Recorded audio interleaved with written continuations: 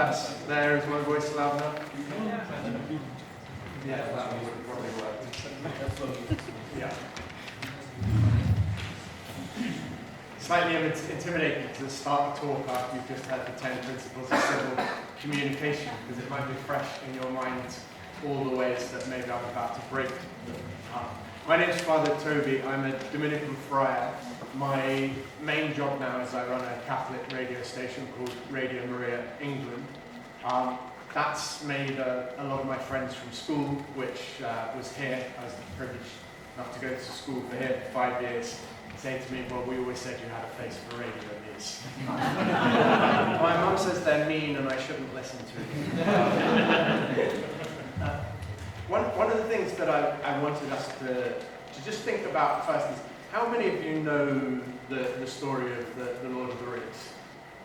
Okay, pretty much everyone. Good, because that'll make some of what I'm about to say easier. But we might go away from here, and your first effort that you have at reframing might be a complete disaster. It might go really, really badly.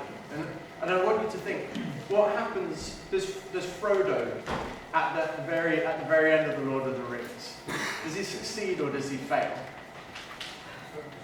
You remember? Yeah, he fails. Which shows that the salvation, even in the Lord of the Rings, isn't ultimately about Frodo. There are forces outside of what's going on in that.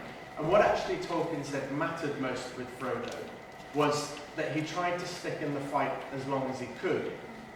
And actually, even more profoundly, that he kept on forgiving, even when the world and all the powers around him told him that it was foolish to do so.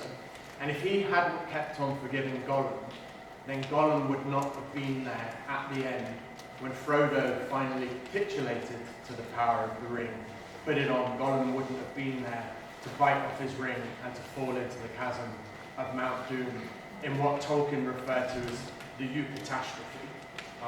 And it's appropriate to think about Tolkien whilst we're here, because he came and lived here for a while when his son was a teacher at the school.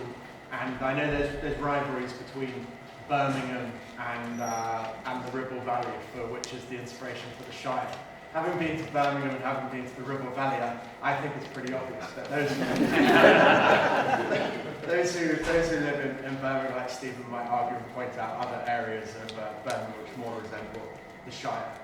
But I've been reading 2 books lately, and I haven't yet finished either of them, and this is an all too common feature of my life of late. I blame it on the internet. That's why I'm also reading another book called My Brain Has Too Many Tabs Open, and real book, and I've not actually finished that one either. But the first book is a business management expert called Patrick Lencioni, and it's called The 5 Temptations of a CEO. And me reading this book might sound like the priest director of Radio Maria England is getting a little bit above his station, unintended radio station. It might getting a bit above his state on somebody's side. Is getting a bit above his station. Now the second one is by a social psychologist, Jonathan Haidt, and it's entitled The Anxious Generation. And it's essentially about how a whole generation's minds, largely people a little bit younger than you, I think, you're on the tail end of it, but how a whole generation's minds have been rewired by social media, and not in a good way, and in a way which is making them increasingly predisposed to mental health issues, especially anxiety in the case of young women, and alienation and lethargy in the case of the boys. And on the face of it, neither of these books have anything in common other than the fact that they're both non-fiction. But what's striking to me is that Haidt starts his book with an allegorical story, and the whole of Patrick Lencioni's business management guide is told as a fable. And I think both these writers realize that we are homo narrans, man the storyteller, and the way we make sense of the world is most fundamentally, I think, by way of story. Now, I'd actually never heard of Homo narrans before I was preparing this talk, but I felt sure that this should be a thing. I'd heard of Homo ludens, like man, the player of games, the social animal, the political animal. So I thought surely there must be the storytelling animal. And so I went to the occasional font of wisdom, which is Wikipedia, and I found out that in fact, yeah, this is a thing. And a guy called Walter Fisher, who was one of the first people to be credited with the term, he said, many different root metaphors have been put forth to represent the essential nature of human beings. Homo faber, the makes, Homo economicus, Homo politicus, Homo sociologicus, psychological man, ecclesiastical man, Homo sapiens, and I now propose that Homo narrans be added to the list. And Terry Pratchett, my favourite and I think most unwittingly religious atheist, he concluded one book with the observation, plenty of creatures are intelligent, but only one tells stories. That's us. Pan narrans, he says. And what about Homo sapiens, he says about us? He says, well, yes, that would be a very good idea. But that we are storytellers, I think, is evidenced by the fact that unless we were a particularly strange sort of person, if I were to ask any of you to tell me about yourself, most likely you would form some form of narrative, weaving together the various moments of your life, rather than stating a succession of facts. That would be a little bit weird, as if you, tell me a little about yourself, and you're like, born Chester, 1987, educated like Manchester, that would be weird. So what I want to focus on today is the power of storytelling in evangelization. And I think actually, if we go to the best stories, then we'll become the Homo sapiens that Pratchett thought would be a good idea and lamented that we weren't yet. And for me to do this is actually an admission that I was wrong once upon a time, which would cause a sharp intake of breath from some of the people I was at school with. But I remember when I was in my second year in Oxford as a student brother studying philosophy. This was back in the days when Brenden was also studying at Blackfriars too. And in those days he was still doing one of his favourite things, which was stalking Bishop Barron on Twitter, and now he gets to work for him. And I was doing one of my favourite things, which was being taken to a coffee shop by somebody else. It's also worth mentioning that I enjoy being taken for steak. Mentioning this in homilies has actually yielded real fruit in my life, and even more steak. So I just throw it out there. But I was in the coffee shop, and my friend left to go to the bathroom, and this was in an era before smartphones. And so I did what people used to do then when somebody got up to leave and go to the loo, which was rather than go on your smartphone because you didn't have one, I began to eavesdrop on the conversations going on around me. And I heard a group of Christians on a table nearby, and rather to my dismay, they were speaking about how we just needed to tell good stories. They said we should stop using reason to try and get people to come to church. We shouldn't worry so much about apologetics. And they said instead we need to tell stories that touch the heart. And for many years, I used to tell this story as a slightly arrogant Catholic. I'm still probably a slightly arrogant Catholic if I just tell different stories now. But I would tell this story in a certain way to denigrate a certain type of Christian who I thought were only appealing to the emotions and say, look at us clever Dominicans, we're not afraid to think. But in dismissing the power and importance of story, I was dismissing a really, really crucial part of Christ's teaching method. And I was also dismissing the way that some of the greatest apologists, people whose work I absolutely love, was dismissing the way that they've come into the church. And so whilst I might want to expand the definition of reason that those evangelical Christians were dismissing, I wouldn't want to have such a dichotomy between head and heart as maybe as they had. I think fundamentally they were on to addressing a part of the picture that perhaps the Catholic Church in recent years has been guilty of not giving enough focus to. Because think about the reasons why you would believe. You were asked to do that at the very beginning of the day. Some of you will have simply been brought up Catholic. and the competing worldviews that other people have tried to win you over to, well, they haven't succeeded. These haven't been compelling. Others of you may be converts, and some may have come into the church, say, through YouTube apologetics, and I meet people who have. I suspect even for people who came through what they would say largely through apologetics, the question of meaning wasn't far beneath the surface in the quest for truth. And so I think in any account of faith, and therefore in thinking about how we evangelize, we have to recognize the explanatory power of story. Now, speaking personally, I for one believe, partly because of just the mystery of the gift of grace, which is faith, the theological virtue, and in some ways that's impenetrable to my thought. All the times when I might have turned my back on God, particularly when I've sinned, which predisposes us to turn our backs on God, because it is in itself a turning away from God. How God has kept my faith there, that's not my own work. That's a mystery which I can't fully penetrate. But also one of the reasons that I'm still Catholic is because the Christian story just makes so much more sense to me than any of the other competing stories. And it's not that I haven't thought about and read a lot of apologetics. I spent a lot more time examining the historical verifiability of the Gospels than I suspect your average atheist has.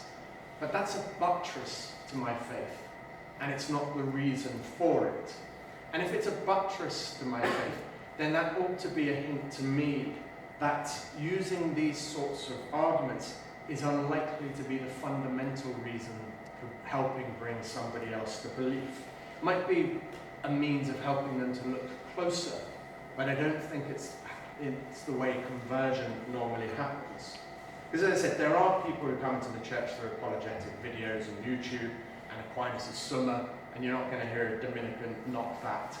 But there are also people responding to Jordan Peterson and his unlocking of myth and the very real search for meaning in what now is a very flat and immanent world. There will be people who will be drawn into the church by transcendent liturgy, people who will be drawn into the church by just an encounter with the divine that they can't explain when they first met the Lord in adoration. But we should all be aware that the reasons we give for why we believe and why we actually believe, and the reasons also that the atheist gives for why they don't believe and why they don't actually believe, that these might not fully converge. We're not as completely rational, or at least not as coldly rational in a completely detached way as sometimes we like to make out. And being wise to this, I think, is to realize and to see more fully all that influences me. And to take one example, and it's relevant, I didn't realize the little case studies that we were going to be given in these small groups. But suppose somebody stopped going to church during COVID, and now they're completely out of the habit and they're no longer going. Do you suppose they'll say, well, we don't go to church anymore as a family because we can't be bothered. We got a bit lazy, and actually we decided that we preferred Sunday mornings in bed and watching TV. I can't really motivate myself to get up anymore. Or will they start to come up with a more respectable reason, like, I started to have doubts, or look at all the corruption, or I started to think about science. And then over time, I think that can start to become the reason they really do now believe that they stopped going to church because of the corruption, whereas the reason they first stopped going was actually just because they got a little bit lazy. And they're not seeking to deceive us, but they've actually deceived themselves now. It's become part of their narrative. And we like our narratives to make sense, and we like our narratives to make us look noble. So as I said, reasons and motivations are not always as clear-cut as we think they are and as they're being presented to us as. And so my main takeaway from this talk is going to be that even if it's the case that the devil has all the best tunes, a line that some suggest originates with Martin Luther, I have to say with Wesley, but it's citing the reason for setting religious texts to secular tunes, saying that secular music was better. I think Brother Anselm and I would disagree on that. But it's definitely the case that God has got the best stories. And the best one of all is the story of the revelation of God's love for us, his triumph over sin in his death and resurrection, and the gift of his very self to us in the Eucharist. But it's also the case that we can tell people about this, and they go, oh, heard it all before. And that thing which is so dramatic to us, the most astonishing news that you could possibly imagine, beyond our imagination, in fact, if it hadn't happened, they're just thoroughly unmoved by it. And so there are two things we need to start doing again. We need to start telling our story in such a way that it gets beyond the cultural cynicism that now exists towards it, and in a way that it hits with a certain freshness. And then we need to be able to unpack the story in a way which makes sense to the deepest longings of the human heart.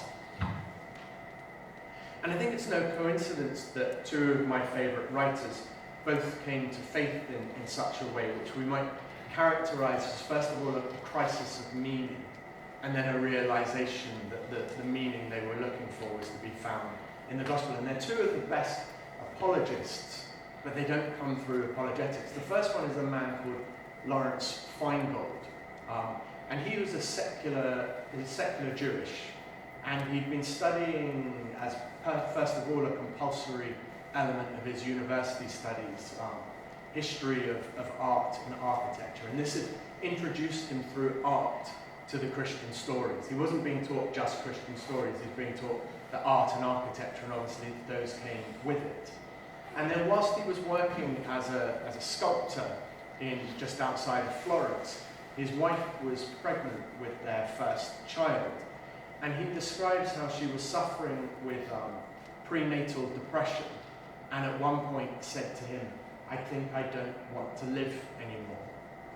And he said at that moment he realized that the love that his wife needed and the love that he was able to provide her with, they were completely disproportionate. His love, he said, was completely inadequate to that which his wife needed. And he said he also experienced an inner lack of solidarity with the sufferings of his wife.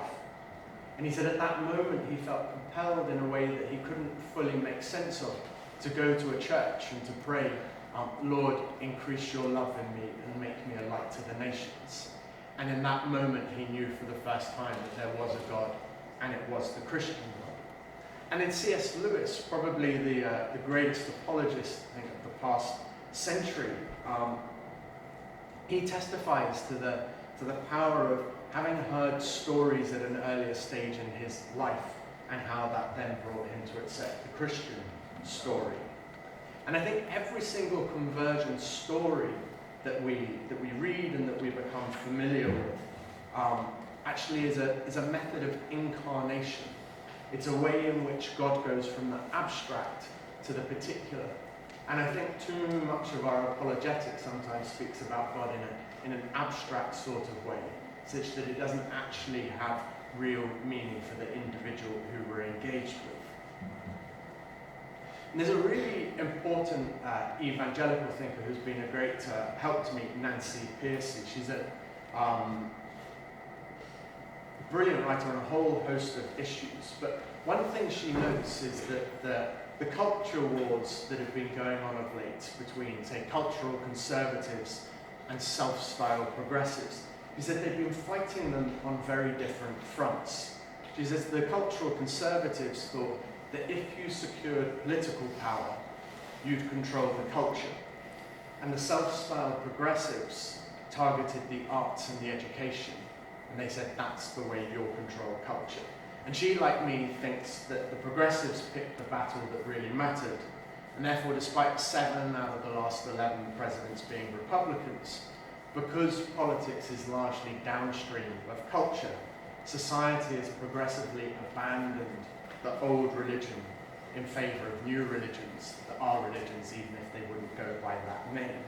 And so too in the UK, in my lifetime, we've had very few Labour governments. And I'm not talking about economic policy here. I'm talking in a what would be styled as a progressive versus culturally conservative mindset. We had very few Labour governments in my lifetime, and yet the Conservatives are not now conservative in any real cultural way. They're the party that introduced gay marriage. They're the party that disincentivized fiscally families of more than 2 children. And so the cultural Marxists were intentional about targeting schools, education, and culture after initial attempts at causing uprising in factories failed. And the sexual revolution and its destabilization of family, well, that brought about the more general social revolution that the Marxists wanted, but which strong families defended against. And if you want more on this, I'd suggest a brilliant book by a guy called Carl Trueman. He's got a book called The Rise and Triumph of the Modern Self.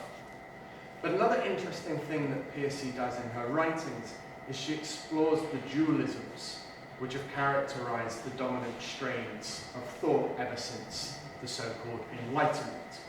And Christianity, ever since first came into being with Jesus Christ, has been in a fight against dualism.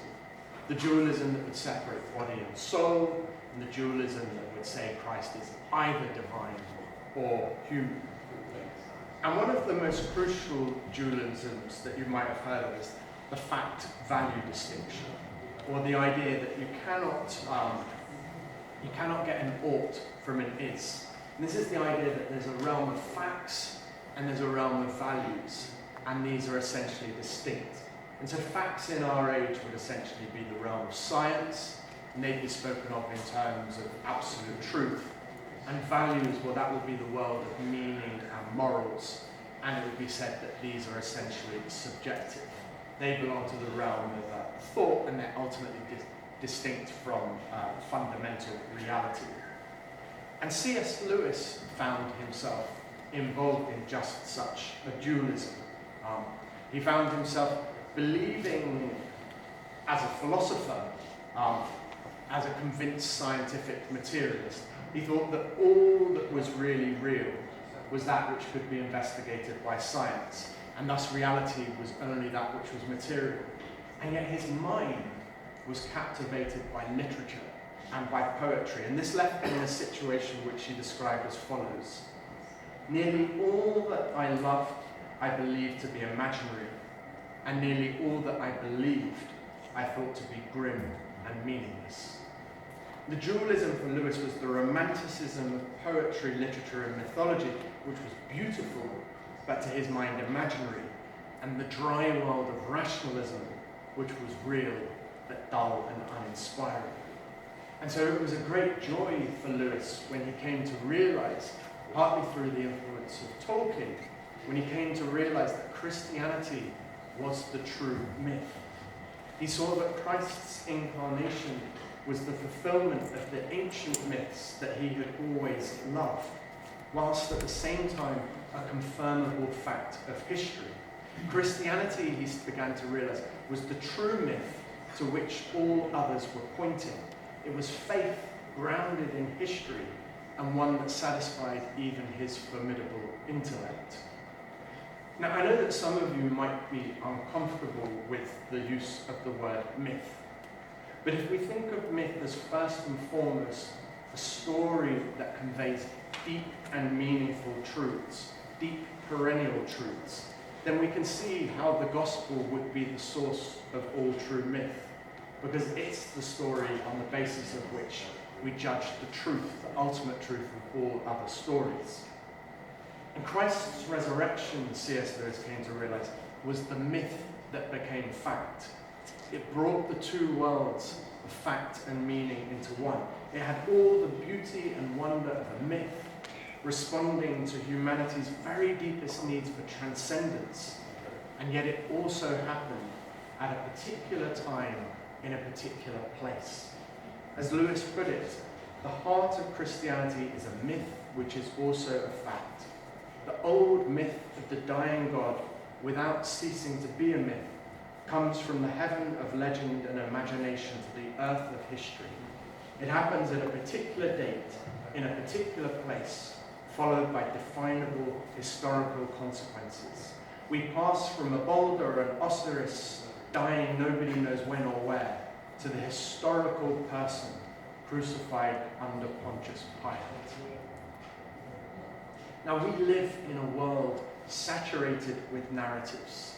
Some are inspiring, some are troubling, but all of them shape the hearts and minds of those around us. And the church has long recognized the power of story to convey the truth of the gospel in a way that resonates with the human heart. But I think perhaps in recent years we've forgotten some of that. And so Lewis and Tolkien, who I'd advise you, I was pleased to see how many hands went up. I'd go like really deep with them, particularly because Tolkien was trying explicitly to write an English folklore. He thought we lacked a proper folklore. He loved the sort of the Norse myths, and he wanted to do something similar for us. And I also invite you to go really deep with them, because you're all gathered here, and hopefully you came with friends, but hopefully you're developing friends here on this day. And one of the things that Lewis and Tolkien realized was that true Christian friendship transforms the world. And they were really, really intentional about it. And the Inklings, one of the things I loved is that they made times to meet in 3 distinct modes. They made times to drink tea together, they made time to drink together, and they made time to walk together. Because they realized that different sort of conversations happened over a cup of tea, to those that happen over a few beers in that sweet spot that Brenden mentioned at 2 pints. Maybe used to be a few more pints at the sweet spot, but now I'm very abstemious. And that also that when you go on a walk, different conversations happen. I think when you're walking, because you're not looking one another in the face, actually you let yourself get a bit more vulnerable, you go a little bit deeper sometimes, and we can tolerate silence. So really be intentional about the power of your friendships, and then the community that those will offer to draw other people in. But through their writing, nourished by their friendship, both these men crafted stories that not only entertained millions, but also communicated deep truths about God, humanity, and the world. Now, the Bible is obviously full of stories, parables, narratives of God in interaction with his people, the life of Jesus, the early church. And Jesus himself uses parables and stories again and again and again. But these have become stale for so many people. And we need to find a way of reawakening the Christian imagination. And so Tolkien was deeply committed to the idea that the Christian faith could be committed through myth and story. And he referred to this as subcreation. And that's part of the incredible dignity which God has endowed us with. That he doesn't just make us his puppets, but rather he makes us creators. It's one of the reasons that the current attitudes to sexuality are so tragic, because what should be procreation, what should be this intentional partaking in God's creation, we treat as recreation instead. Tolkien believed that as creatures made in the image of God, we're meant to create just as God created the world. And in his essay on fairy stories, Tolkien argued that through stories, particularly myths, legends, and fairy tales, human beings could express the truth about God, creation, and humanity in ways that speak to the heart. And in his Legendarium, particularly in The Lord of the Rings, it's a mythology not in the sense of allegory, but in the way that it embodies Christian virtues like sacrifice and redemption, the struggle between good and evil. The world that he creates is one where the fight against darkness is real, where even the smallest and the weakest have a role to play in the larger narrative. And then you can go to a place like Lourdes and you can see the way that the smallest and the weakest have a role to play in the larger narrative. His characters like Frodo, Sam, Aragorn, Gandalf, each of them reflect aspects of the Christian journey which we're then supposed to be inspired to undertake for ourselves. Consider Frodo, the humble hobbit who bears the burden of the One Ring, who I mentioned at the beginning. He's a Christ-like figure. He's carrying this burden. He's not a Christ figure in the direct allegorical sense, but he is Christ-like in the way that Isaac is Christ-like in his willingness to carry that heavy burden. Frodo's journey represents the Christian journey, a path of struggle, temptation, suffering, but also grace and eventual redemption. Sam, his loyal friend, exemplifies the virtue of sacrificial love and friendship, echoing the love Christ shows to his disciples. It's more sophisticated than Aslan in Narnia, but the effect is the same, to show what has become overly familiar to us, which is Jesus Christ, to show him in a new and fresh way, and to re-enchant it for us.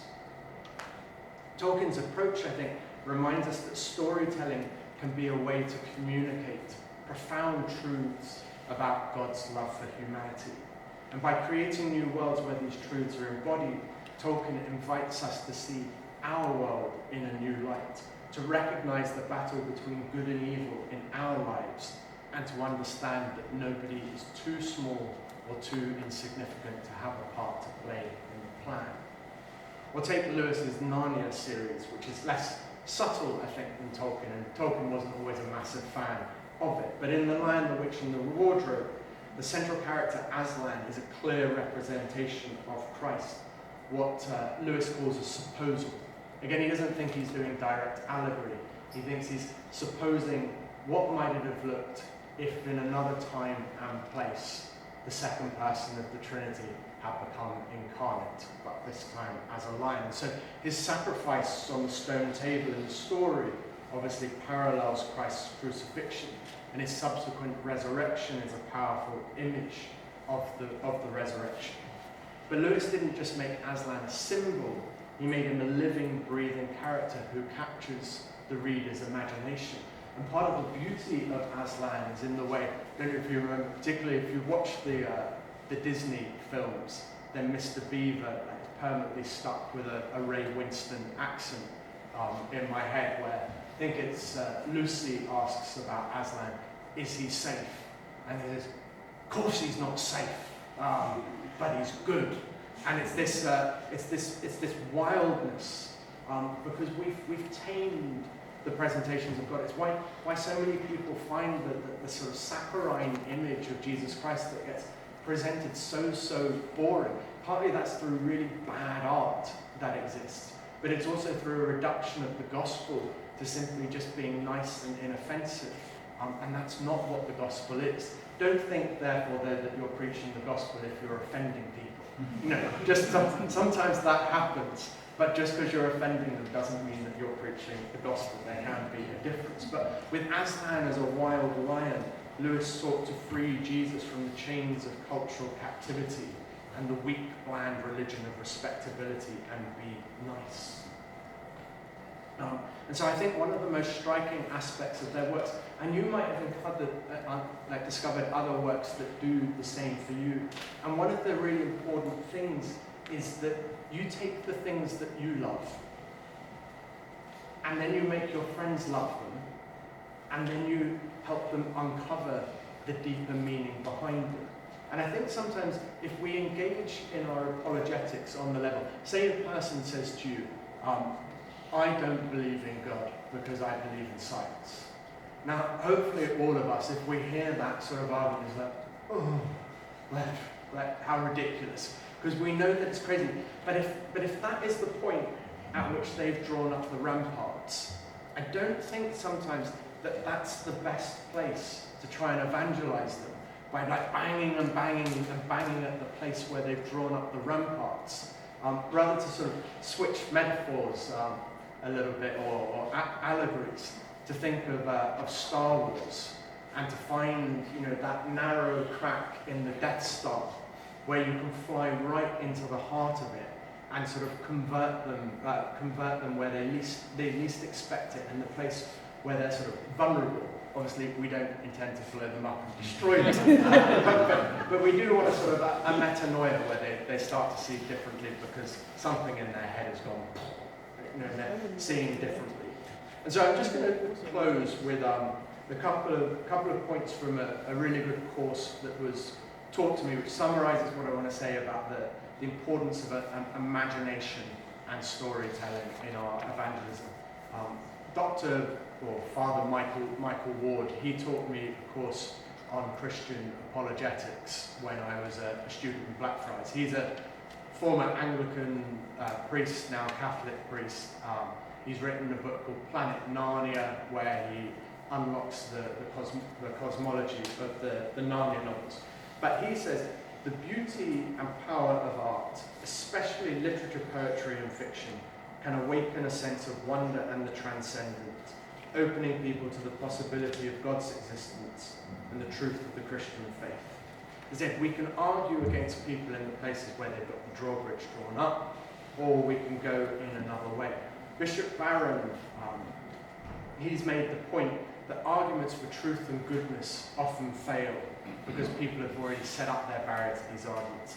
And but nobody can fully shield themselves off from beauty. Beauty still cuts through. Beauty still leads to millions of people visiting our church buildings, whereas nobody's knocking on the door saying, "Can I come have a look around this office block, please?" Which are our modern temples. Ward argues that fantasy literature, by presenting alternative worlds, can help people imagine a greater reality, which ultimately points beyond itself to the ultimate truth. By suspending disbelief for a moment, readers may then be more open to spiritual truths. And so imaginative apologetics often uses symbols, allegories and metaphors to illustrate deeper truths. And this is key Christian territory. Tom Holland, who some of you might listen to, you always have to be careful. I believe there's a kind of like pop Tom Holland who lots of girls like, and there's kind of skinny history geek Tom Holland who I really like. Who does like the rest is history. But Tom Holland recently encouraged Christians to lean into the weird, and the weird is Catholic territory. This is not the time to demystify everything, but rather to re-sanctify. When Brenden was speaking in the earlier talk, I think our attitude as Catholics when we come across something is, first of all, like, can I baptize it? If I can't baptize it, then I destroy it. But first of all, we look to sanctify. And the sacraments are obviously the primary vehicles by which God communicates His grace to us. And they're symbols that convey what they symbolize. And the artistic elements of fantasy and fairy tale, I think, allow for far more nuanced and layered presentations of Christian doctrines and Christian sacraments. If you get a friend really into the Lord of the Rings, and he thinks that lembas, the elven bread, is really cool, and then you say to him, do you know it's possible you could come and eat lembas yourself? Lembas is the Eucharist. You can have this. This is being offered you. This bread, which is especially powerful if you fast before it. For Tolkien, this was a deeply, deeply Eucharistic symbol. And so Ward suggests that some symbols are better conveyed through indirect means rather than through logical argument. That doesn't mean that we don't think we've got logic on our side, just it's not always our best way in. And so for Father Ward, stories act as a bridge between the rational and the emotional, between the intellectual and the spiritual. And a well-crafted narrative can create a space where someone might encounter Christian truths in a way that feels natural and not forced. And finally, the role of Christian imagination in redeeming the culture. Ward argues that Christian engagement with the broader culture, particularly through the arts, is going to be essential for re-evangelization. Because by nurturing a distinctly Christian imagination, believers will engage with the world more effectively. There's one point, have I got a little more time, or do I need to stop? Okay, there's one other point, because we've mentioned about assisted suicide has come up in the forums, and so there was one thing which included here, and I think it'd be a good point to end on. The stories we keep on coming back to, the stories that fascinate me, like my old flatmate, complete sucker for like the triumph over adversity film. Like whatever formula that was put in. Normally like some kid who couldn't get on the basketball team or whatever. He absolutely loves those films and he'll watch them wherever they are. The stories that we keep coming back to involve suffering redeemed, not its absence. And we obviously have the best story of that, the one in which all the other good stories partake. But I also want to give a word of encouragement to any of you out there who suffer, and particularly who are artistically inclined. A word about art and suffering, particularly pertinent, I think, in a world which seems hell-bent on the eradication, I say hell-bent deliberately, hell-bent on the eradication of suffering by the elimination of the sufferer, not by the compassion which Brenden spoke about earlier. Very different prospects. Madeleine L'Engle wrote a beautiful passage in her book, Walking on Water. She said, "It's interesting to note how many artists have had physical problems to overcome. Deformities, lameness, terrible loneliness. Could Beethoven have written that glorious paean of praise in the Ninth Symphony if he had not had to endure the dark closing in of deafness? As I look through his work chronologically, there is no denying that it deepens and strengthens along with the deafness. Could Milton have seen all that he sees in Paradise Lost if he had not been blind? It's chastening to realize that those who have no physical flaw, who move through life in step with their peers, who are bright and beautiful, seldom become artists. The unending paradox is that we do learn through pain." Then she goes on to say, "My mother's long life had more than its fair share of pain and tragedy. One time after something difficult had happened, one of her childhood friends came to give comfort and help, instead of which she burst into tears and sobbed out, 'I envy you, I envy you. You've had a terrible life, but you've lived.'" And L'Engle says, "I look back at my mother's life and I see suffering deepening and strengthening it. In some people I have also seen it destroy. Pain is not always creative. Received wrongly, it can lead to alcoholism and madness and suicide. Nevertheless, without it, we do not grow." And these words strike me as painfully true. The world wants to eliminate pain. We think it can be redeemed. And the latter is the better story, because the first one is actually make-believe.